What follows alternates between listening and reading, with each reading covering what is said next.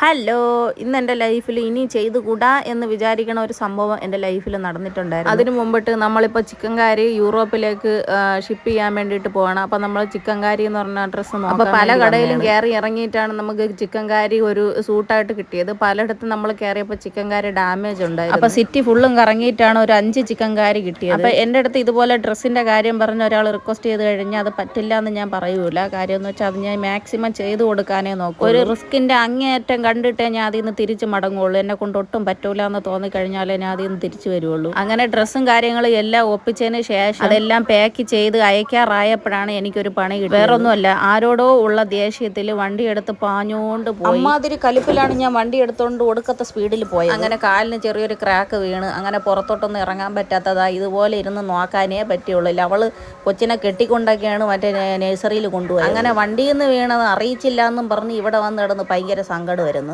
ഒരു ലോഡ് ബ്ലഡാണ് പോയത്. കാലിൽ ചെറിയൊരു ഓട്ടേ വീണുള്ളൂ. പക്ഷേ ഒരു ലോഡ് ബ്ലഡാണ് പോയത്, പൈപ്പ് തുറന്ന് വിടും പോലെ. ആ ബ്ലഡ് പോണത് കണ്ടപ്പോൾ തന്നെ ഞാൻ അവിടെ ബോധം പോയി എൻ്റെ. അങ്ങനെ ഞാൻ നോക്കിയപ്പോൾ 2 ദിവസം കഴിഞ്ഞപ്പോൾ എനിക്ക് ഇത്തിരി നടക്കാൻ പറ്റണം. അങ്ങനെ ഞാൻ എണീറ്റ് നടന്നു. പിന്നെ കാലിന് വേദന കൂടി ആശുപത്രിയിലോട്ട് പോകണം ഡ്രസ്സ് ചെയ്യാൻ. അങ്ങനെ ഇത്തിരി കുറയും, എണീറ്റ് നടക്കും, അഹങ്കാരം കാണിക്കും, വീണ്ടും ആശുപത്രിയിലോട്ട് വരും. അങ്ങനെ പിറ്റേ സായപ്പോൾ വീണ്ടും ഞാൻ ആശുപത്രിയിലോട്ട് പോവേണം. അപ്പോൾ വീണ്ടും ചെറുതായിട്ടൊന്ന് കുറഞ്ഞെന്നാണ് തോന്നണം. അപ്പോൾ ചെടിക്ക് വെള്ളം നനയ്ക്കാൻ പോവാം. അത് കഴിഞ്ഞ് വീണ്ടും നമ്മൾ കിടപ്പിലായി ഗൈസ്, കിടപ്പിലായി.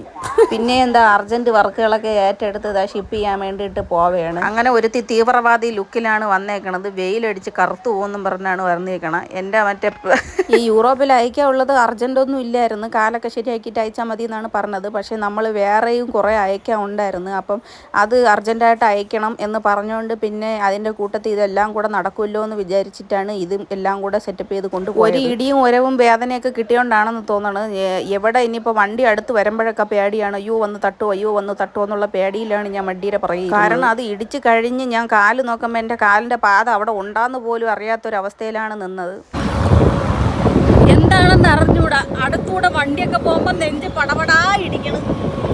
പേടി. പക്ഷേ ഭയങ്കര ഒരു വീഴ്ച വീണുകൊണ്ടാണെന്ന് തോന്നണം. നീ ഉള്ളോണ്ട് പിന്നെ പേടിക്കണോ? എനിക്ക് പേടിക്കട്ടെ, തീവ്രവാദിയെ കണക്ക് വന്നിരിക്കും. അപ്പം നമ്മൾ കാപ്പിയൊന്നും കുടിക്കാതെയാണ് കയറിയത്. അങ്ങനെ നമ്മൾ ചായ കുടിക്കാൻ വേണ്ടി കയറി. ഒരു ചായയും മുളക് ബജ്ജിയും കഴിച്ചു. എന്നിട്ട് പോസ്റ്റ് ഓഫീസിൽ വന്നിട്ട് അവിടെ അയക്കാനുള്ളതൊക്കെ സെറ്റപ്പ് ചെയ്ത് ഒട്ടിച്ച് വാരിയൊക്കെ എടുത്ത് വെച്ച് അത് കഴിഞ്ഞപ്പോഴത്തേക്ക് പേപ്പറൊക്കെ കൊടുത്തപ്പോൾ ഇപ്പം കഴിയുമെന്ന് വിചാരിച്ചിരുന്നു. ഒരു ദിവസമാണ് പോയത്, ഒരു ഫുൾ ദിവസമാണ് എനിക്ക് പോയത്.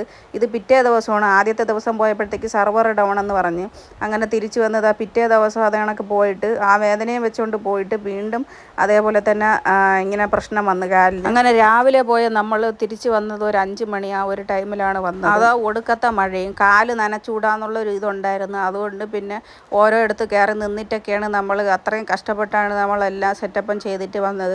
അപ്പോൾ ഇതൊക്കെ ഇങ്ങനെ കഷ്ടപ്പെടുന്നത് നിങ്ങൾ എനിക്ക് തരുന്ന ഒരു ജോലി അത് നല്ലപോലെ ചെയ്യണം എന്നുള്ളത് കൊണ്ടാണ് ഞാൻ ഇങ്ങനെ ചെയ്യണത്. അപ്പോൾ എൻ്റെ ലൈഫിൽ നിന്ന് പഠിച്ച പാഠം എന്തെന്ന് വെച്ച് കഴിഞ്ഞാൽ ആരോടും ദേഷ്യം കാണിച്ചിട്ട് വണ്ടി എടുത്ത് പോണ പരിപാടി നിർത്തിക്കോണം. കാര്യം എന്ന് വെച്ചാൽ നമ്മളെ ശരീരത്തിൽ എന്തെങ്കിലും പറ്റിക്കഴിഞ്ഞാൽ ദേഷ്യം പിടിപ്പിച്ച ആൾക്കാരും കാണൂല, ആരും കാണൂല. ഞാനാണെങ്കിൽ കോൾ വിളിച്ചിട്ട് ആരും എടുത്തില്ല. അപ്പോൾ ഒറ്റയ്ക്ക് കിടന്ന് അനുഭവിക്കേണ്ടി വരും.